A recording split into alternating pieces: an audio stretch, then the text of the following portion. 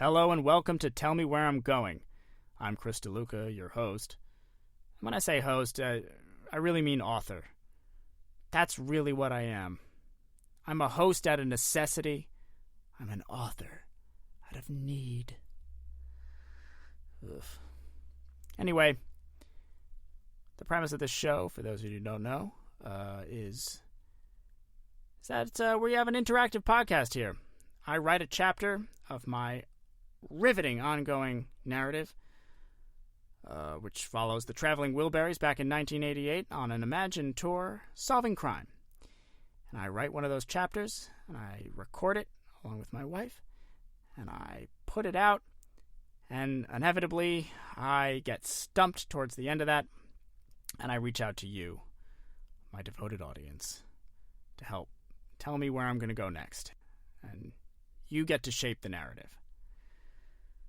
And just to remind everyone where we are in the story, this is we're going to be hearing Chapter 5. So if you haven't heard the previous chapters, get ready to get confused. But all those episodes are free. You can just go back and listen to them. No harm, no foul. But to catch everyone up about the story right here, our heroes, the Traveling Wilburys, had been chasing a deranged clown who they believe had hurt or kidnapped or murdered or something one of their groupies. And they followed this clown below their stadium that they were playing at earlier that night into a subterranean fairground, which used to be not sunken. It's like the Meadowlands. It just sinks. And they chased the clown around. They had some adventures. You can listen all about it, read all about it. But where we left them previous is the Traveling Wilburys had found themselves even deeper underground after a cave-in. In this kind of weird ritual in the middle of some crazy cult ceremony. And there was a woman strapped to an altar in front of all these robed cultists, along with their old pal Eddie Money, who was wearing a robe as well. We'll learn about that. But then we also, this was like the cliffhanger, this is what I needed help with. We also followed the other groupies whose friend had gone missing, and they're also looking for their friend. And if you remember, they had gotten separated from the Traveling Wilburys, and they were none too happy. They blamed the Wilburys. They think they kind of pieced out, being like rich jerks. They were avoiding their responsibility to help. And another detail that's important to remember is that while the Traveling Wilburys were, before they got involved with the cultists, Jeff Lynne and Bob Dylan were running around a mirror maze. This is in the Sunken Fairground. And they, came across their doubles. People dressed up exactly like them. And they thought it was a reflection. It wasn't. It was their doubles. And they were dressed in country attire, and so the boys naturally mistook them for themselves in their own country faces, but it wasn't. It was actual imposters, and where we left off with the groupies, we actually found out that the imposter Jeff Lynne and the imposter Bob Dylan were helping up the groupies after their fall into this place. And I say this place specifically because that was what I didn't know. I didn't know where they were. I knew that they were with these imposters, and I knew they had kind of fallen into this new kind of unknown place, but I didn't know what that unknown place was. It was unknown.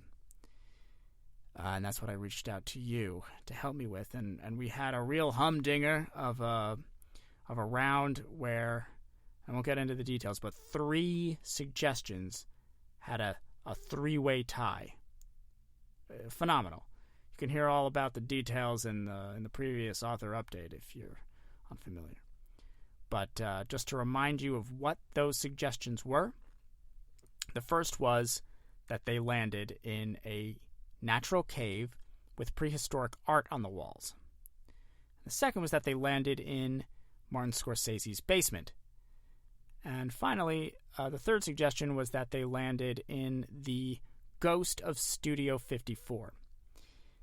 Now, all amazing, all insane suggestions, but now I had to work with all three, and I had to combine all of them because they all won, they all were equal, so, it means I have to honor, they all have to be true, and I have to deeply integrate them into the narrative. And that was my challenge this week. This was the gauntlet thrown down for me. Gauntlet laid, gauntlet accepted. Now you're going to hear the fruit of that. I'm pretty excited. So, sit back and relax or tense up. I'm not your mom. And please, enjoy.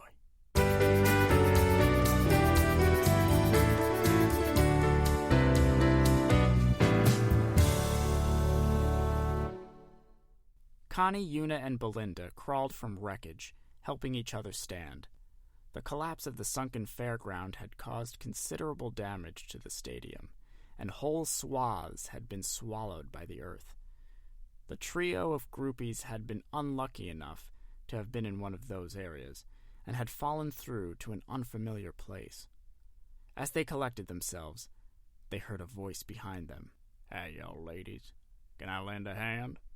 Turning, they saw Jeff Lynne and Bob Dylan, hands outstretched, both in their country phase. Taking their hands and taking in their surroundings, they stared in wonder. They were in a natural cave, the rubble they had fallen with blocking their exit above. The cave wound in a curved line, twisting ever downward, long cylindrical, calcified protrusions jutting from the walls like bones, giving the impression that they had found their way inside some impossibly large snake. The darkness of these depths would have been complete, save for the slice of faintly stuttering light coming from the imposter Jeff Lynne's flashlight. Both he and the imposter Bob Dylan were grinning widely, wiping rock dust off their hands on their Wrangler jeans and doffing their cowboy hats as they helped the girls up. "I hope y'all aren't too banged up there. You ladies took quite a spill," said the imposter Bob Dylan, knocking clods of earth from his spurs. Connie was the first to recover. She took him by the shoulders, pulled him forward, and kneed him in the crotch. The imposter Bob Dylan cried in pain, doubling over. The cave went almost completely dark. The imposter Jeff Lynne had used his flashlight to help cover his groin. "What in tarnation was that for, you crazy marmoset? We just helped you out." "You abandoned us outside the Zamboni locker. You promised to help track down that creepy green-haired clown and find our friend Dixie, not her real name, and instead you used your rich rock star connections to vanish. Liars!" The imposter Bob Dylan was in too much pain to do anything more than whimper, but the cowering imposter Jeff Lynne piped up for the both of them, fear overcoming his imposter senses. "Lady, I have no idea what you're talking about." The end of his sentence curdled into a yelp as Connie hit him upside the head with her handbag. "Don't play dumb with me, whoever you were again." "You seriously don't remember my name? Lady, I'm..." The imposter Jeff Lynne had to think for a moment. "James Lynn." Connie brandished her handbag. "I don't care what your name is. You both have a lot of explaining to do. Let's start with when you disappeared outside the Zamboni locker. Make it snappy." By this point, the imposter Bob Dylan had recovered enough to speak, which he desperately wanted to do instead of his partner, who couldn't even remember his own assumed identity's name. Luckily, nobody else seemed to either. "We didn't mean to leave, honest," he rasped out. "We were kidnapped." Connie arched an accusing eyebrow, unseen in the dark, but deeply felt. "Kidnapped? You guys vanished instantly. How come we never saw anyone else?" Well, that's because... started the imposter Bob Dylan, desperately trying to spin a convincing lie. Before he could, the imposter Jeff Lynne jumped in with an unconvincing one. That's because we were kidnapped by ninjas, he said confidently. Connie was too taken aback to be mad for a moment. Ninjas? She asked incredulously. That's right. Ninjas, said the imposter Bob Dylan through gritted teeth, kicking his partner in the dark. There's a secret cabal of ninjas with a hideout deep below the stadium, and they'll do anything for power. So kidnapping rock gods gets them closer to that. The imposter Jeff Lynne scratched his fake beard. Huh. Well, those ninjas are a lot like us. Only they know karate. Ouch! He had been kicked again. Yeah, they are a lot like us, said the imposter Bob Dylan, fuming. In that we are both extremely passionate about what we do, which in their case is martial arts, and in our case is music. He practically yelled the last word in the imposter Jeff Lynne's face, who scoffed. Oh yeah, I know music. I'm super famous for music. The imposter Jeff Lynne lied with real arrogance. Everyone knows my big hit, Come Around, and Over. Yeah, that's right. Come Around, and Over by James Lynn, he said proudly, retreating out of kicking distance. Blithely unaware, he plunged on with his story.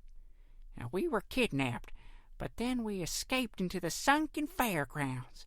We tried to pass ourselves off as ourselves to infiltrate our own band. He winked at the imposter Bob Dylan, who winced. But then we ran into ourselves in the mirror maze, and things got out of control. And then everything collapsed, and then we ended up here, randomly, for no reason. Bob, you silly goose, I don't need your boots. You don't have to throw them at me. The shock of the preposterous story had worn off, and Connie was now properly mad. What a crock! That's your story? You honestly expect us to believe that nonsense? Give me a flashlight. She snatched the light from the imposter Jeff Lynne's protesting grasp. You're both dirty rats. But right now, all I want to know is whether you saw Dixie or that clown! The flashlight beam shone in the two fake musicians' faces, forcing them to squint. Both of them shook their heads in the negative, relieved to not have to think up a new story. Typical, Connie said coldly, and the two men were subjected to another clocking from her handbag. Connie glowered at the two cowering frauds. You really seem to know your way around here. What with all your ninja adventures. Why don't you lead the way? I'm not letting either of you out of my sight. Ma'am, please, we can't do that, said the imposter Bob Dylan. We don't know where we are neither. You seem to find us well enough, Connie replied curtly. Yeah, but that's because we followed you, said the imposter Jeff Lynne. The imposter Bob Dylan bleated an involuntary moan of frustration and defeat. The imposter Jeff Lynne heard it and tried to correct course. What I mean to say is we followed the idea of you. Then the cave-in happened. We landed here, where we really have never been, and then we saw the actual you, and we said hi. The imposter Bob Dylan shrugged. Not bad, considering. Connie grunted angrily. Fine. Have it your way. You're still walking ahead. Come on. Connie pushed the grumbling non-musicians out in front before hanging back a few paces with Belinda and Una, who, despite their predicament, seemed impressed. Connie played the flashlight over the rough terrain ahead as the troop slowly picked their way forward along the snaking cavern path. After several minutes of quiet walking, punctuated occasionally by low curses following a stubbed toe on the unforgivingly unexpected rock placement, Connie's flashlight flicked over something on the wall. Hey, hold on! What's this? Getting closer, it was unmistakable. Elaborate narrative artwork rendered in primal silhouette. The pictures continued on down the passage and told a story as you followed them. At the start, humanoid figures worked in a village, then moving on, fell down a hole into the earth, and finally were eaten by a giant thorn smudge of a monster. The drawings writhed and wormed, almost coming alive under the flickering light of the flashlight. Connie bit her lip. Seems heavy. Belinda, what do you make of this? You took that archaeology course, right? Close! I took an archaeologist. Belinda stepped closer, talking to Connie without removing her studious gaze from the artwork. It seems like some sort of prehistoric warning. From the look of it, I'd say it's telling us to watch out for Hep C. Connie raised an eyebrow. Yeah? Yeah, either that or some other evil thing. Either way, I'm pretty sure we don't have to worry about it. Connie didn't look comforted, but since there wasn't much else to do, she nodded and started walking again. After a few more minutes of walking, Una suddenly grabbed Connie's shoulder. Wait. There's more. What is it, Una? Did you see something about the cave drawings? Una pulled the other two women closer, eyes darting around and lowering her voice so the men couldn't hear. You're probably going to think I'm crazy, and I can't quite put my finger on it. But I feel like something's off about Bob and... what's his face? Well, that wasn't what I was expecting. But you mean more off than being dirtbag promise breathers and not even acknowledging our missing friends? Connie sniffed. Yes, all those things are bad and true, but I'm sensing something beyond that. Belinda scrunched her brow. I think I know what you mean, Una. Something's not quite right. I don't know if it's some new vocal tic they're affecting or a new fashion designer they hired or, I don't know, something, she said, squinting as if to peer through her own uncertainty. Now Connie was squinting too. Yeah, that could be, but we've only been separated a few hours, and all that seems like a lot to pull off in the time frame, even for them. Come to think of it, when I need Dylan's crotch, I don't think I felt a circumcised one. I'm pretty good at detecting that kind of thing, even with my knee. Obviously, we all know Mr. Robert Zimmerman attended his bris. The others nodded knowledgeably. What are you saying here? Hissed Belinda. That Bob and the other guy aren't who they say they are? That case is getting stronger and stronger, intoned Una. It's hard to tell in the light, but don't their beards look fake? Connie shrugged. Dylan's beard always looked fake. Belinda grimaced. True. What about the other guy? Connie shrugged again. There's no way to know. No one knows who he is, right? Not as you slept with him. The other two shook their heads. Belinda sucked her teeth. No, I don't think so. Connie thought for a moment. Well, there's only one way to be sure. We'll have to test them. Ask them a question that only they would know? No. Scoffed Connie. We don't want to talk to these jags, whether they're the real guys or not. Besides, that would take too long. We all know Bob's body. I say we rush him. I'll hold his arms. Una, you pull his beard, see if it's fake. And Belinda, you pants him. That should get to the bottom of this. Una and Belinda nodded solemnly. They were all in. Okay, good. On the count of 3. But before she could continue, the world was flooded with bright, blinding light, the sudden transition forcing everyone to stop and shield their eyes. Then a high-pitched, droning screech pierced their ears, the gibbering of seemingly hundreds of twisted denizens of the depths. And then they were struck. At first, one by one, then all at once, a torrent, an onslaught, some things collided with the group, striking them all over their bodies. The things were pointed and light and traveling at incredible speed.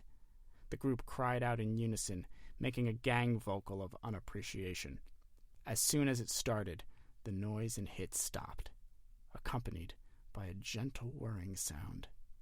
A thick, nasal voice echoed through the chamber. Bob, is that you?"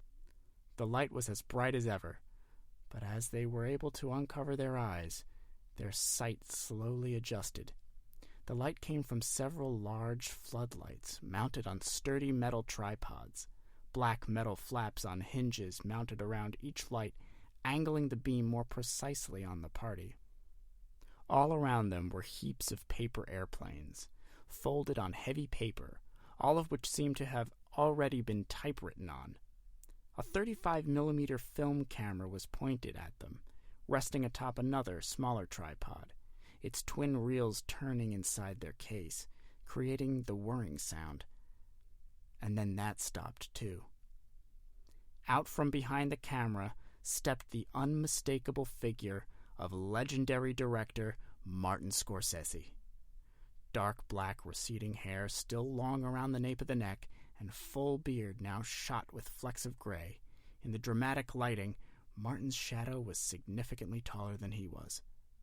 He broke into a wide smile. "Bob, it is you!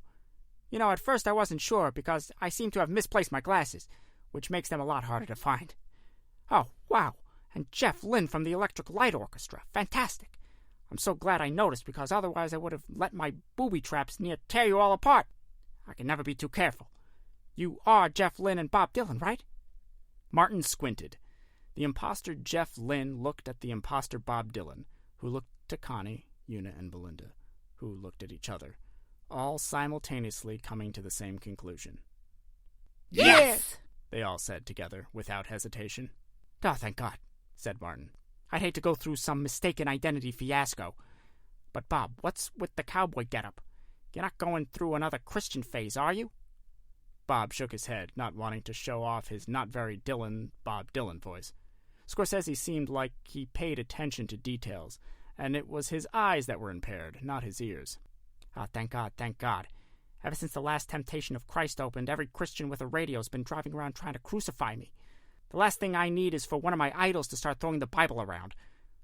Where are my manners? It seems you've brought some lovely lady friends with you as well. And it looks like there's one extra for me. Ha ha! No, I'm only kidding around. I'm married. Although she's wife number 5, so clearly that's negotiable. Any takers? No? Okay." Belinda shuffled her feet through the paper airplanes, pulling one from her hair. What is all this? She asked. "I'm glad you asked," he answered. "This is one of my booby traps. Helps to warn me of invading Christians. At least that's one of its functions. I couldn't help myself. While building it, I decided to have it serve a double duty to get some test footage recreating the famous scene from Hitchcock's The Birds. Only I didn't have any birds, so I ended up using paperwork from my 4 previous divorce proceedings folded into paper airplanes. I thought it would add a dark, comedic touch, but it's not working. I can see it's not working. Which is a lot like my marriages. Ha! It's actually very sad." Connie rubbed her shoulders, looking around for potential hazards. Where are we? "My basement. One of them. I have several across the country. Connecticut, Pittsburgh, Long Island, Manhattan, everywhere. This one's very special, though. New York's changed. Not as much as it might be in the future, but still, a lot. So the only way I can immerse myself in the amount of darkness and violence I need to make my films is living in a haunted cave in New Jersey." "This place is haunted?" squeaked the imposter Jeff Lynne, forgetting Martin Scorsese might know the real Jeff Lynne well enough to recognize his voice. He didn't. Martin nodded. "Double haunted, if you want to put it that way. Some forgotten ancient people told of an unknowable primal force buried deep beneath the earth here. Deeper than here, even, so that's scary." Belinda nodded. Yeah, we saw the hepatitis drawings on our way in. Martin bobbed his head enthusiastically. Una jumped in. The second haunting must be the sunken fairground. Martin cocked an enormous eyebrow. "Oh, yeah, I completely forgot about that one. With the land developer and the vengeful dunk tank clown spirit. No, it's tacky. It feels cheap. You can call it whatever you want, but you can't call it a haunting. You know, that's not haunting." The girls glanced at each other, confused, noticing that the 2 imposters were nodding along in agreement a little too enthusiastically. What's the other haunting, then? Martin perked up. "Oh, this is great. You're going to love this. I built my basement here out of the gutted remains of Studio 54. You know, the legendary nightclub renowned for its celebrity debauchery. Look." The floodlights switched off, and next to them, multicolored light bathed the first floor of the famous nightclub, cobbled together within an inch of its life. The sheen of grandeur and opulence that must have once permeated this place was now crusted over with neglect. Not just in the actual structure, although that was also true. The bar's bottles were all broken, glued back together to various degrees of success. The turntable was cracked in half, and the dance floor looked like it had been broken up by a jackhammer, then vainly pieced back together with cement, yielding a rough, undanceable surface.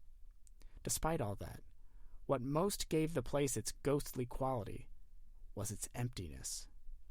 Where once the rich and famous desperately clamored to be let in, now there was no one, in or out, to keep that mystique alive. Studio 54 was gone, the reassembled pieces merely a reminder of that hard truth. Martin Scorsese cackled with glee. Isn't it incredible? I was never allowed in when it was open, but now it's all mine. He trotted onto the dance floor, tripping on the uneven surface, catching himself just before he fell. Wonderful, wonderful place. Haunted, obviously. It has that duality. Connie and Belinda could barely hide their grimaces, but Una stepped into the desiccated nightclub, a studious look on her face. Yes, it is haunted. I can feel a presence. Did someone die here? Martin shrugged. Well, not that I'm aware of, but probably. Nobody famous, though. I'm sure of that. What you're feeling is the ghost of carefree 70s decadence. At least that's the sense I got whenever I communed here. Una snapped her head around to stare directly at Martin, her gaze boring into him. How did you commune? Martin looked scared. Well, I have a Ouija board. Take it out. We must commune. Connie rubbed her nose, exasperated. Una, I don't think we have time to do some magic spell or whatever. We will make time, said Una in a strong, authoritative voice, commanding attention. A presence here knows where Dixie is. Connie and Belinda's eyes got wide. The two impostors looked at each other uneasily. In short order, Martin Scorsese had lit an array of black candles and arranged them in a circle in the middle of the dance floor. Inside that, the group sat in another circle, the Ouija board in the center. Everyone, put your hands on the planchette, instructed Una, and they all complied. This is so exciting. I haven't had this much adrenaline in my system since I quit doing coke, which has got to be, almost a week ago. Silence! Cried Una, her voice echoing. Everyone, close your eyes and focus on the shadow plane. Spirits of Studio 54. I am the one they call Una from Bridgeport. I beseech your guidance. Are you there, spirits? Can you hear me? Immediately, the planchette moved. Everyone gasped, except Una, who kept her eyes fixed in the middle distance, her gaze glassy. The planchette under everyone's hands moved swiftly and surely, clearly indicating each letter. First, it moved to Y, then E, and finally to Z. There was a pause. Yes? Connie asked, confused. Yes is not a word, correct? Asked Martin. Does somebody have a dictionary? Una sighed impatiently. Clearly the spirits meant yes. Thank you, spirits. We seek our lost friend, the one we call Dixie, but which is not her real name. Is she alive? Again, the planchette moved immediately. Y, then E, then Q. Belinda scowled, but Una nodded, relieved. The spirits mean yes. This is wonderful news. Do you know where Dixie is, spirits? The planchette moved with unequivocal assurance, first to Y, then E, and finally B. There was a brief silence before Belinda broke it. Okay, what the hell? Yeb? Shush! The spirits mean yes, said Una, raising her voice a bit. Belinda didn't look convinced. Yeah, but they spelled a 3-letter word wrong 3 times, 3 different ways. Maybe the ghosts are illiterate, suggested Connie, sardonically, receiving a harsh look from Una. That would make sense, actually, said Martin. Illiteracy is one of the common side effects to a lot of the popular drugs at the time. Una pinched their hands. Stop it! All of you! You're offending the spirits. I apologize for my inconsiderate friends, oh spirits. They know not what they do. Please, beings of infinite generosity, spell out the name of the place where Dixie is. This time, the planchette did not move. Long moments passed. Finally, Belinda again broke the silence. Maybe the spirits are busy? Quiet, barked Una. Again, please accept my deepest apologies for my small-minded compatriots' behavior. Forgiving spirits, if you can find it in your hearts, please grant us this boon. Tell us where Dixie is. At first, nothing happened. Then, slowly but surely, the planchette moved. First, it landed on S, then E, then circled around the end of the alphabet several times before landing on Y. It paused for so long there that Belinda was about to insult the ghosts again, but then it moved to U, and finally P, and didn't move again. Say-up, said Una in a holy monotone. Say-up? Asked Martin. That can't be a place. It was clear from Connie and Belinda's expressions that they felt this had all been a catastrophic waste of time. You're all too impatient. The spirits must not be finished with the word, said Una, although she sounded too defensive to be really sure. Oh, come on, challenged Belinda. What place starts with say-up? I don't know.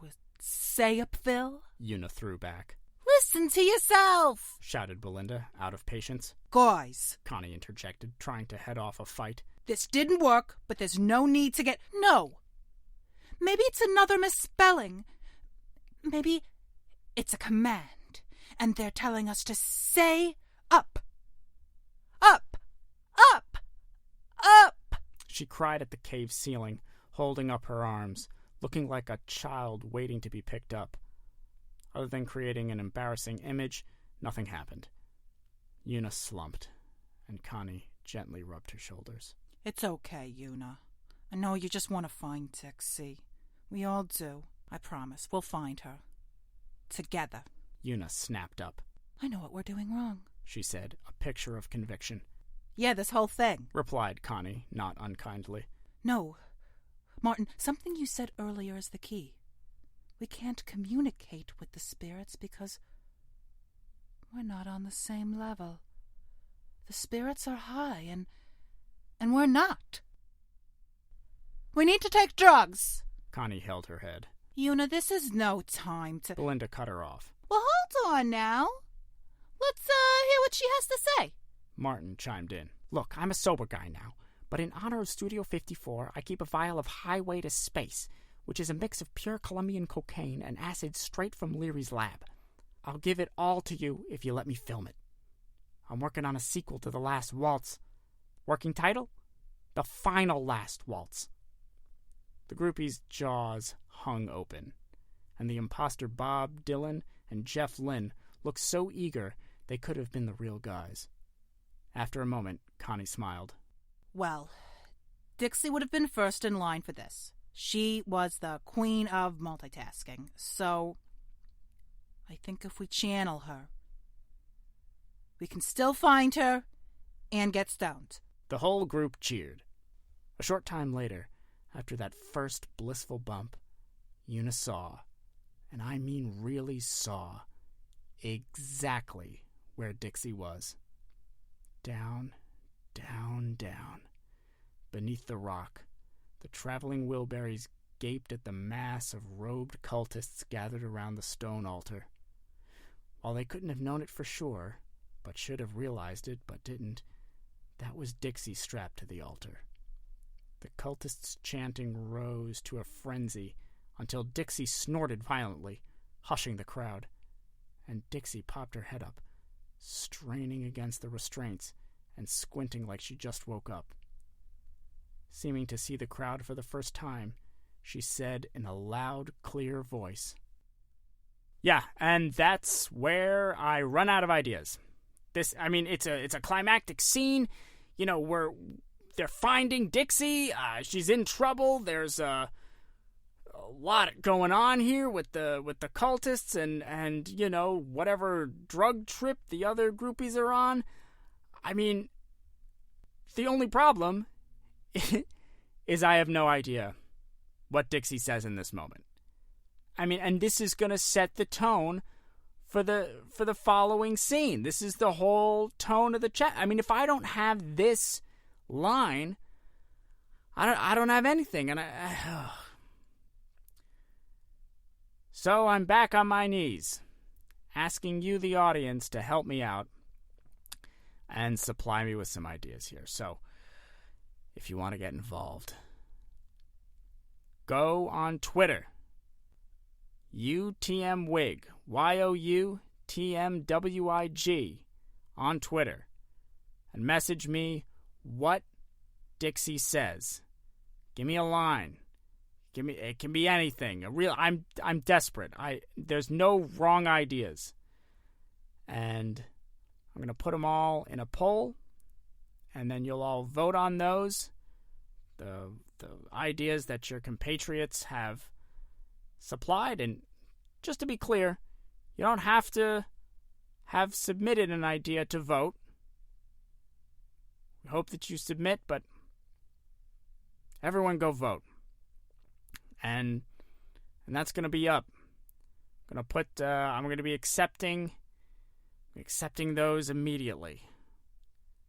That poll will be up as soon as I can. So, keep an eye out. Whew. Intense. All right. I want to thank everyone for listening and for contributing. Now stay badass. You've been listening to Tell Me Where I'm Going, a Let's Hear It production. To learn more, visit letshearit.network.